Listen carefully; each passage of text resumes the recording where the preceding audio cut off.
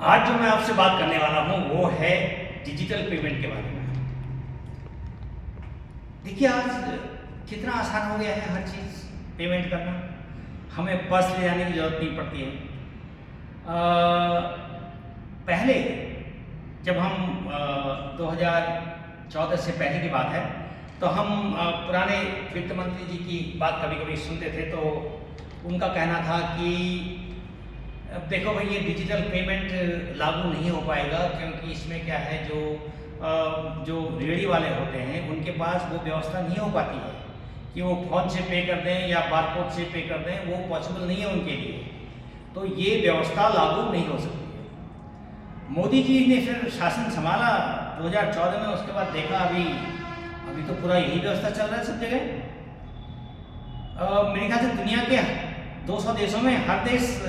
इस बात से बड़ा आश्चर्यचकित है कि यहाँ चाय वाला है, रेडी वाला, फल वाला, सब्जी वाला, पान वाला सब डिजिटल पेमेंट से पेमेंट ले रहा है, पे फोन से ले रहा है, बारकोड से पेमेंट ले रहा है। तो इससे सुविधा क्या हुई? इससे सुविधा ये हुई कि गरीब से गरीब आदमी जिसको सरकार से चाहे वो किसानी का पैसा मिल रहा हो 6,000 रुपया साल, या उसको पेंशन मिल रही हो, या उसको और कोई सहायता मिल रही हो, या उसकी खुद की इनकम हो, अब इतने गरीब लोगों के सबके लाखों की मात्रा में, करोड़ों की मात्रा में अकाउंट खोल के 30 करोड़ लोग ये अकाउंट खोल के इस व्यवस्था को लागू करना ये बहुत आसान काम तो नहीं है। मेरे ख्याल से दुनिया में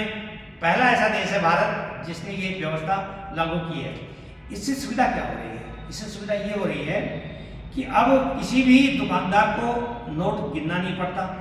उसको चेक करना नहीं पड़ता, उसको ये नहीं देखना पड़ता कि नकली तो नहीं है, उसको फिर वो नोट वापस पैसा देने के लिए फिर छुट्टे मांगने के लिए एक दुकान से दूसरी दुकान में घूमना नहीं पड़ता, और फिर उसके बाद वापस देने के लिए उसको फिर गिनना नहीं पड़ता। फिर दुकान में शाम को जब पूरे माल बिक जाता है उसके बाद जब हिसाब किताब करता है फिर उसको फिर दोबारा गिन के फिर उसकी गड्डी वड्डी बना के फिर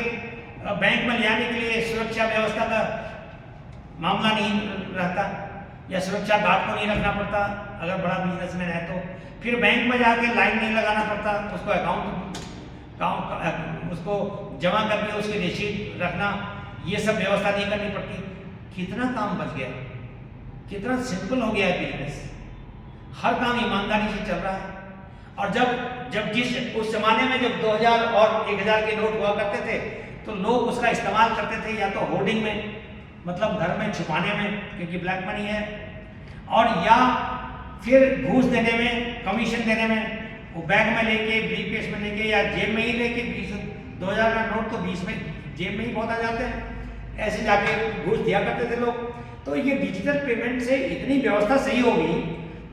एक्सक्यूज मी, कि करप्शन काफी हद तक इसमें खत्म हो गया। और जिन लोगों ने उन नोटों को छुपा करके रखा था, चाहे वो बाद में 500 के नोट क्यों ना हो, नोटबंदी के बाद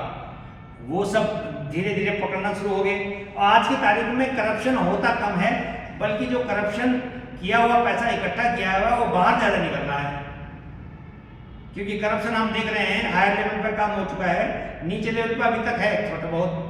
इसमें कोई शक नहीं, नीचे लेवल तक ये बात पहुंचने में भी थोड़ा समय लगेगा, लेकिन करप्शन लेवल तो कम हुआ है, लेकिन जो पैसा है लोगों ने छुपा के रखा है वो पकड़ा बहुत जा रहा है। और उससे मैं सोचता हूँ सरकार को उससे भी काफ़ी कुछ इनकम हो चुकी है। मेरे ख्याल से 1 लाख करोड़ के लगभग तो पैसा ही ब्लैक मनी ही सरकार ने ले ली है। और फिर कितने नकली नोट हुआ करते थे, नकली नोटों का जो इस्तेमाल है वो टेररिस्ट भी करते थे, और हमारी तो देश की पुरानी वाली प्रिंटिंग मशीन भी पड़ोसी को दे दी थी, तो वहाँ से भी नकली नोट छपते थे उसी मशीन के माध्यम से। तो ये सब बहुत बड़ा रिगमरोल जो था वो खत्म हुआ। तो लिहाजा आज की तारीख में हम बिना सिर्फ एक फोन लेकर, बिना पर्स लेके, बिना जेब में नोट डाले हुए चल पड़ते हैं और हर कार्य हो रहा है। ये बहुत देखने लायक बात है।